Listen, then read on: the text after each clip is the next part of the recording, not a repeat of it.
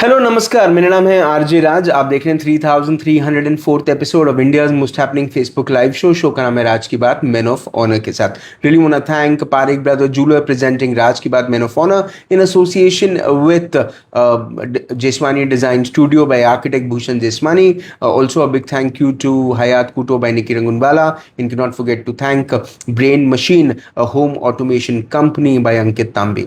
मेरे साथ इस वक्त एक ऐसे व्यक्ति विशेष हैं जो बार काउंसिल ऑफ नागपुर के एक्स प्रेसिडेंट भी रहे हैं, एक बहुत ही ज़्यादा इन्फ्लुएंशियल व्यक्ति विशेष हैं when it comes to law, when it comes to the law associations and also the practices. I think a lot of good things have happened when he was the president of the Bar Association of Nagpur, and he has worked very hard for a lot of advocates and lawyers in his term, and now also he's working very hard for them. Please welcome my guest today, somebody to whom I have great respect and have great love, and somebody to whom I like a lot. Please welcome none other than Advocate Kamal Satuja. Please Kamal भैया, स्वागत स्वागत स्वागत। कैसे हैं आप? Thank you, absolutely fine. भैया, it's always an honour आपसे मिलना ऐसा लगता है कि कहीं ना कहीं एक सरस्वती पुत्र या फिर ईश्वर का भेजा हुआ एक ऐसा व्यक्ति जो लोगों की हमेशा मदद करने के लिए तैयार रहता है, हमेशा हाथ बढ़ाने की कोशिश करता है जिसको भी जरूरत होती है।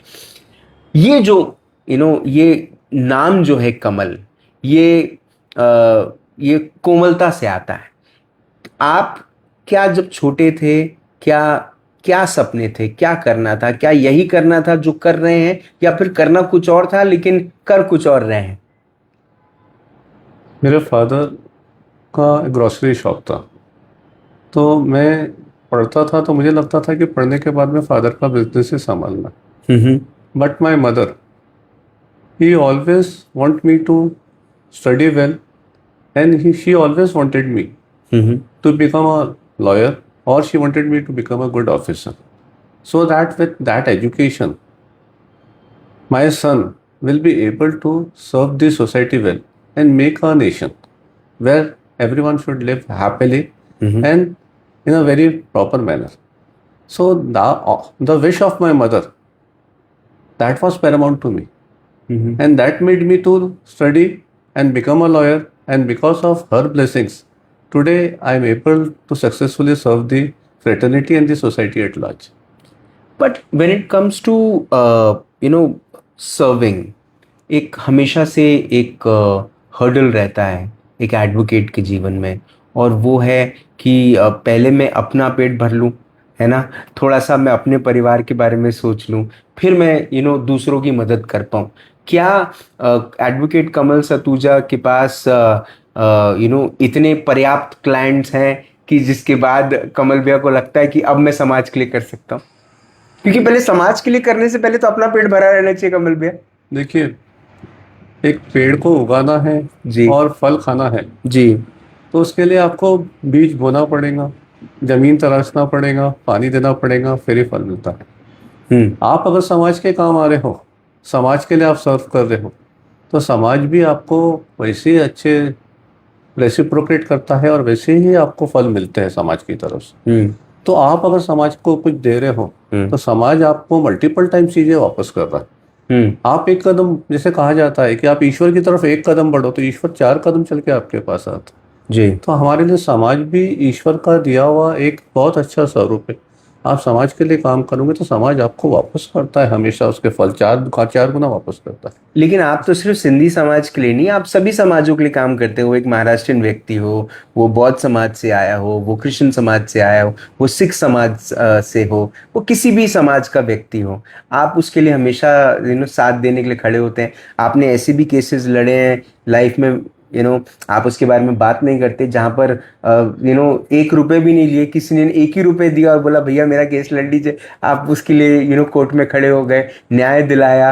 ऐसे केसेस जो बड़े पेचीदे केसेस थे वो भी जीते आपने, वो सिविल हो या फिर वो क्रिमिनल केस हो। तो ये जो कोशिश है, ये कहाँ तक ले जाना चाहते हैं, ये कहाँ तक पहुंचना चाहते हैं? प्रेसिडेंट बन गए बार एसोसिएशन के, उस समय भी बहुत सारा काम किया। कहाँ तक पहुंचना चाहते हैं कमल सतूजा? देखिए, आपने आपके जो प्रश्न है ना, उसको आपने तीन पार्ट में आपने उसको क्वेश्चन किया आपने। जी। पहला था कि why should we discriminate with the cast.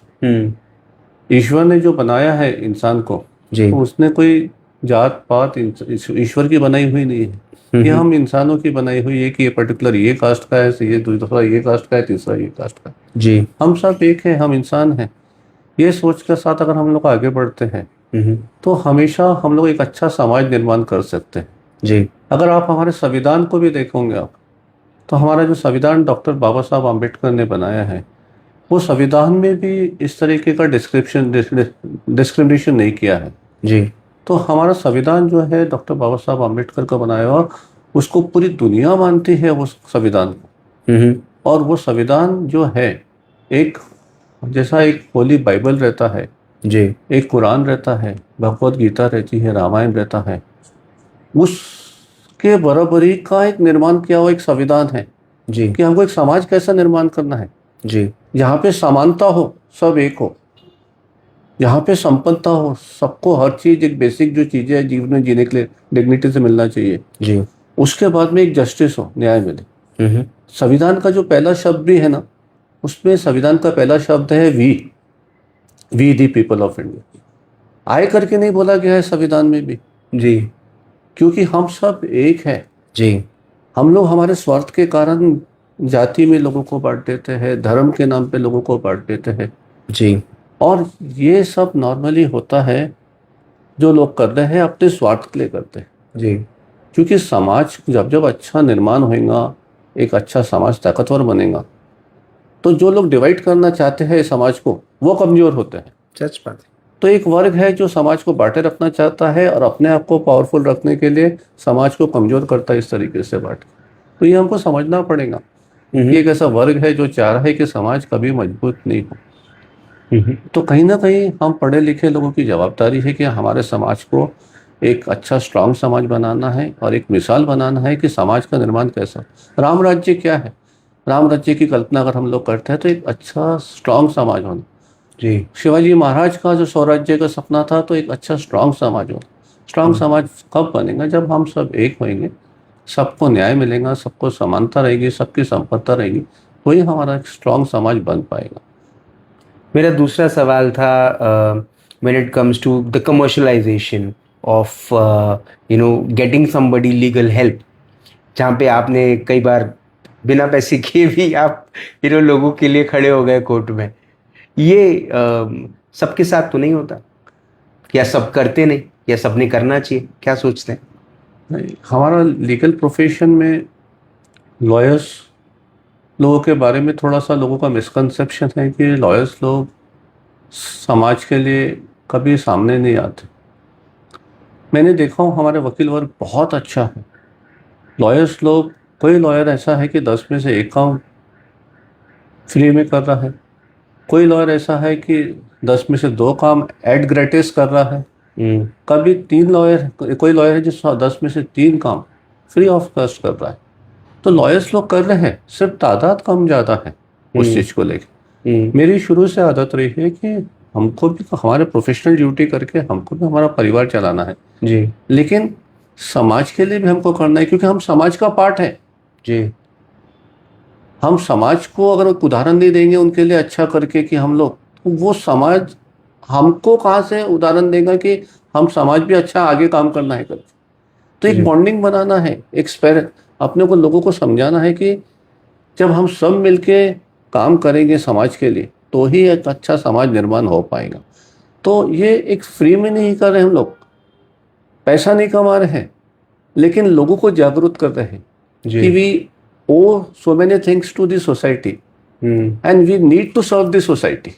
ये हमारी जवाबदारी है कि हमने एक उदाहरण बनाना है। हमको देख के काफ़ी लोग उस चीज़ को एक चेन बनते जाती है और एक अच्छा ग्रुप बनते चले जाते हैं, एक ट्राइब बनते चले जाती है, और वो भी एक अच्छे कार्य करना चाहते हैं। चाहे डॉक्टर्स रहे, वो लोग भी फ्री में ट्रीटमेंट देना चालू करते हैं, बिजनेसमैन रहते हैं वो चैरिटी देते हैं, जी। आर्किटेक्चर्स है वो सब एक करने के लिए काफ़ी सारी चीज़ें आगे आती है।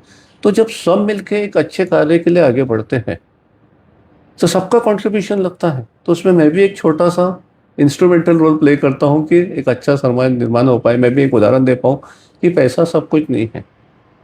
अच्छा समाज अगर है तो हम भी सेफ है।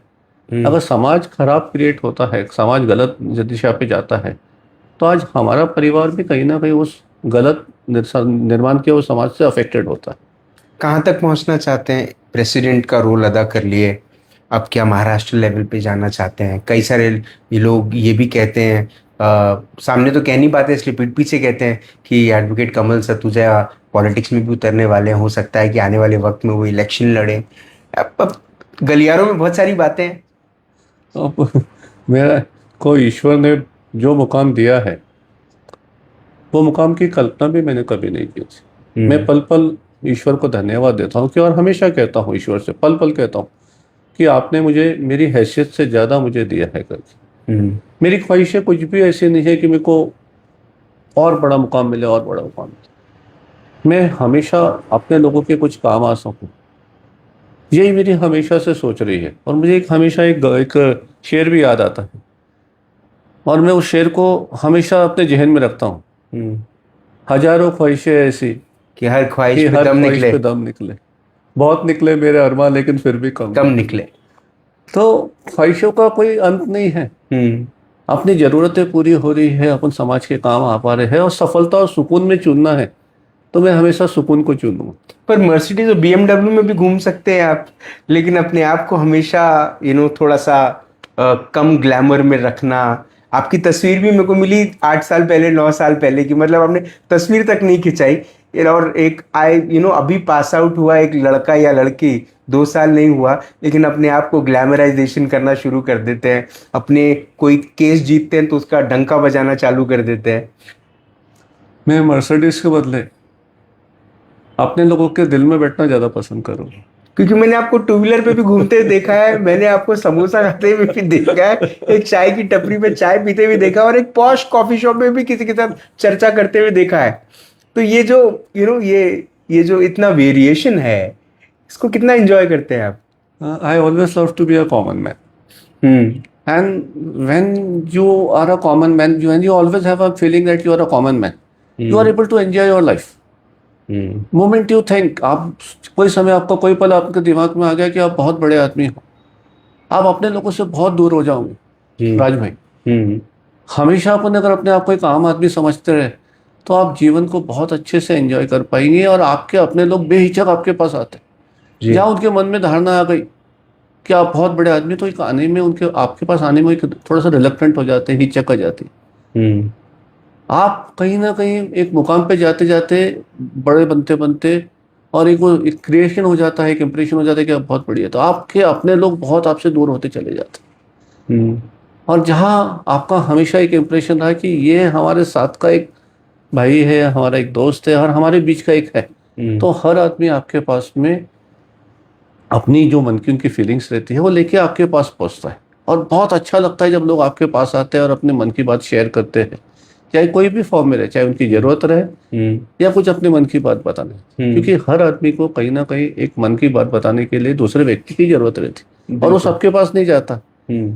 जहाँ जिसके पास उसको एक अपनापन लगता है, जहाँ पे उसको विश्वास रहता है, वहीं जाता है। तो मेरे पास रोज हजारों लोग आते हैं, और मैं हमेशा सोचता हूँ कि मैं इनके एक परिवार का हिस्सा हूँ। That is my family. और वो जो सुकून देता, मैं अपने लोगों के काम आ गया, तो मैं सेकंड्स में सोने वाला आदमी हूँ राज भाई जी।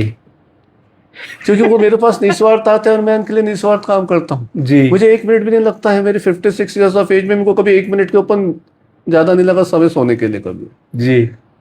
तो ये मैं आपको 2 मिनट पहले बोला था कि सफलता और सुकून के बीच में मैं सुकून ज्यादा चुनते हैं, पसंदीदा आदमी हूँ।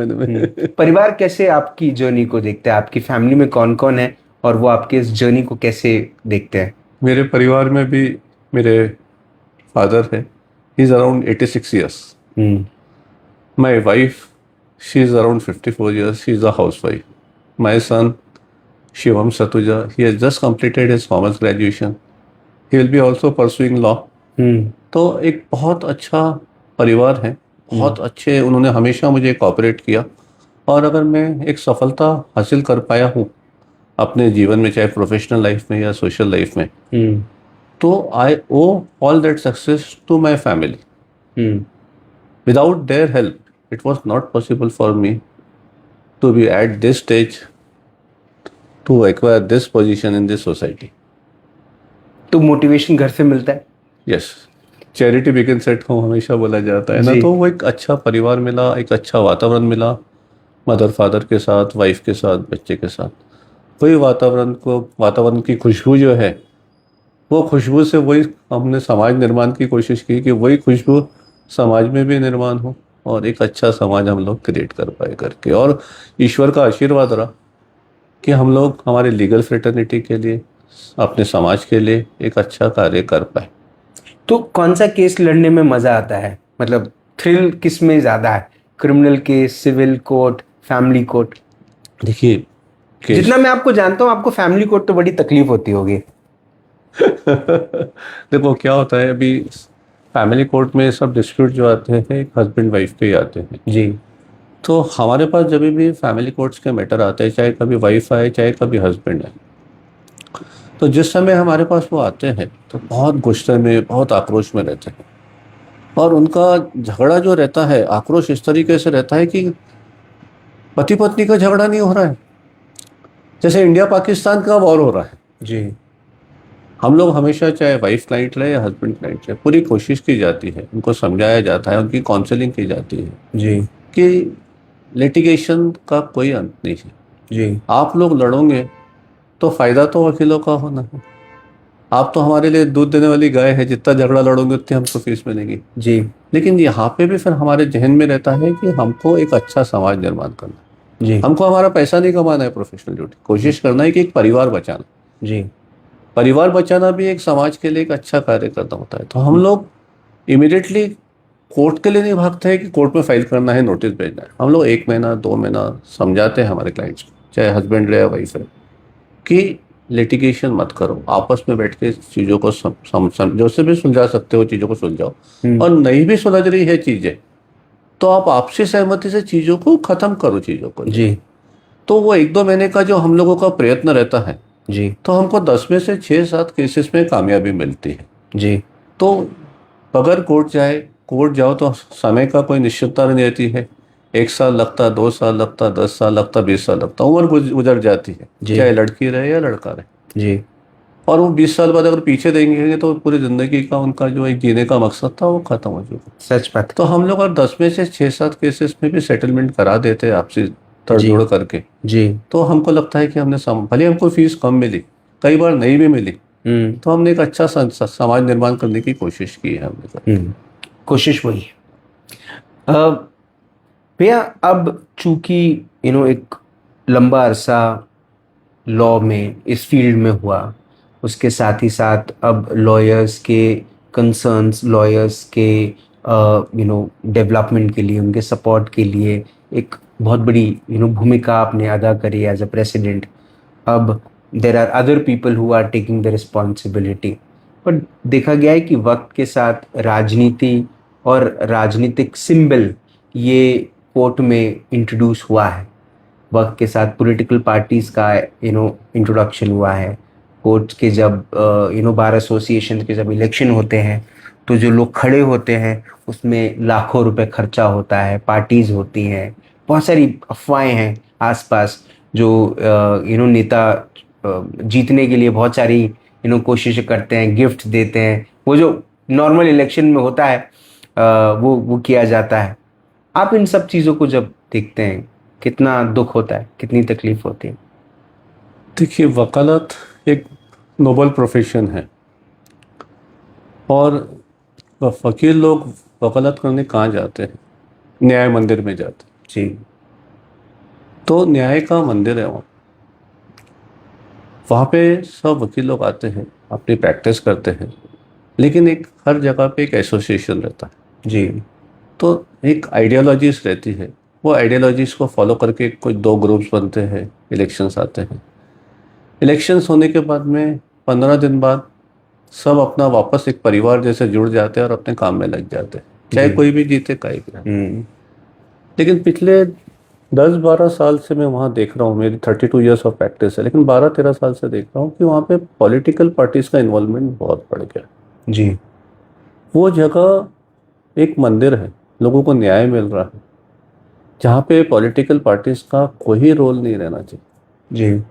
वो परिवार डिसाइड करेगा, वकील परिवार डिसाइड करेगा किसको जिताना है, कौन किससे हारना है, और वो रिजल्ट्स के बाद में सब अपने परिवार जैसा वहाँ पे जीना चाहिए।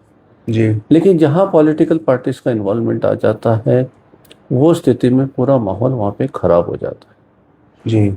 और वो जो माहौल जिस तरीके का, यानी पॉलिटिकल पार्टीज अपना वर्चस्व पाने के लिए, कोई भी पॉलिटिकल पार्टी रहे, वो वहाँ पे साम दाम दंड भेद, जो जी।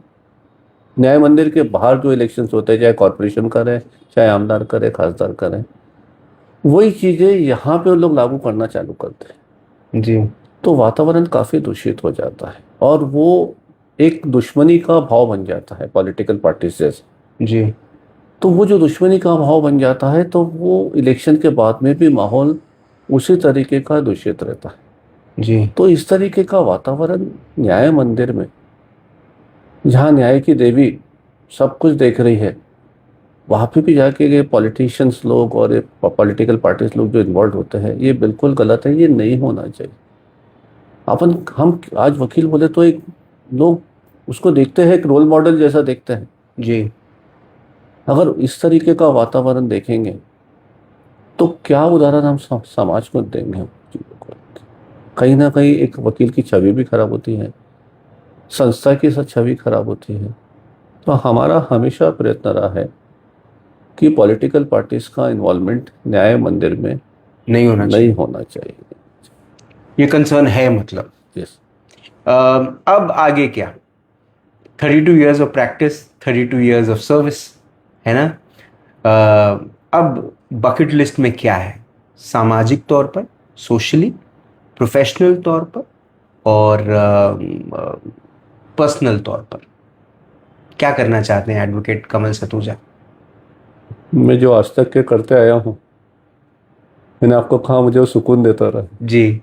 और सुकून ही मेरे लिए सर्वा है। जी। तो जब तक कि मेरा जीवन है, जब तक कि ईश्वर मेरे को शारीरिक और मानसिक रूप से ताकत देता रहेगा, तो मैं यही करना पसंद करता रहूँगा जो मैं आज तक के करता आ रहा हूँ, इसी को कंटिन्यू करना चाहूँगा।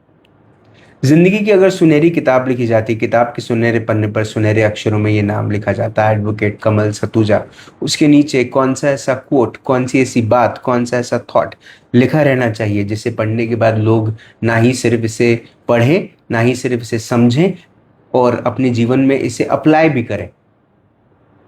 तो क्या लिखें?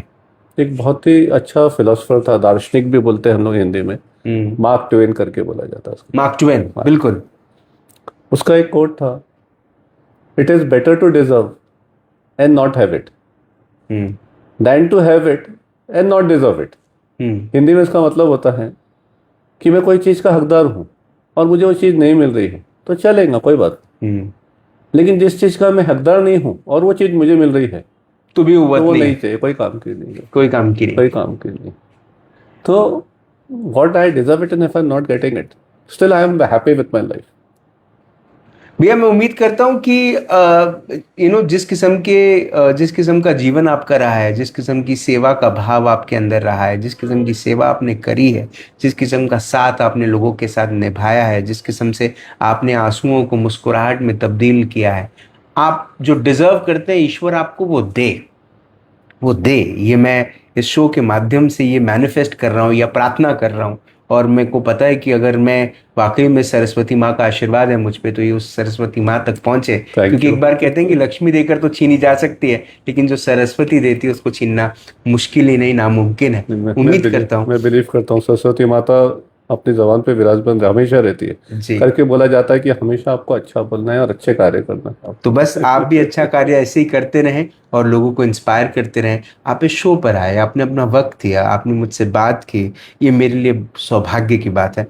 और a big thank you to you and congratulations to you with everything you have done. Thank you so much. Thank you Raj, god bless you. Super. Advocate Kamal Satuja, मैं प्यार से कमल भैया बोलता हूँ, हम सब जो लोग हैं जो उन्हें करीबी से जानते हैं वो हमें कमल भैया बोलते हैं, क्योंकि जैसे ही आप कमल की सबसे खूबसूरत बात अगर आप जाएं और आप उसके बारे में समझें तो वो ये है कि वो जो फूल है वो रोशनी से खुलता है, और वो रोशनी जिसमें वो पॉजिटिविटी हो। तो जब आप कमल भैया से मिलते हैं, जब वो आपकी तरफ देखते हैं, अपनी स्माइल देते हैं, अगर आपको उनकी स्माइल दिखनी है थोड़ा रिवाइंड कीजिए, आपको उनकी स्माइल दिख जाएगी और आपके चेहरे पे भी वो स्माइल आएगी। और ये जो दुनिया की सबसे बड़ी सच्चाई है, जो सबसे बड़ी हकीकत है, वो ये है कि इंसान दिन भर मेहनत करता है, दिन भर काम करता है, और रात को जब वो एक सुकून ढूंढता है, एक नींद ढूंढता है, कई सारे लोगों को दवाइयाँ खानी पड़ती हैं, गोलियां खानी पड़ती हैं, और तब भी जाकर उनको नींद वैसी नहीं आती जैसी आनी चाहिए। लेकिन अगर कोई ये कह रहा है, और वो भी ऑन द कैमरा कह रहा है कि मैं 1 मिनट में सो जाता हूँ, मतलब वो समझिए अपना दिन भर कितना ज़्यादा मोटिवेटेड होता होगा, कितना ज़्यादा डिवोटेड और डेडिकेटेड होता होगा वो सब में जो वो कर रहा है। उम्मीद है एडवोकेट कमल सतूजा का जीवन, उनका व्यक्तित्व, उनकी कहानी आपको पसंद आई होगी। अगर आपको पसंद आए तो आप शेयर ज़रूर कीजिएगा। आपसे फिर होगी मुलाकात इन राज की बात। तब तक मंजिल मिले ना मिले ये मुकद्दर की बात है, हम कोशिश ना करें ये गलत बात है। जिंदा रहें। जय हिंद।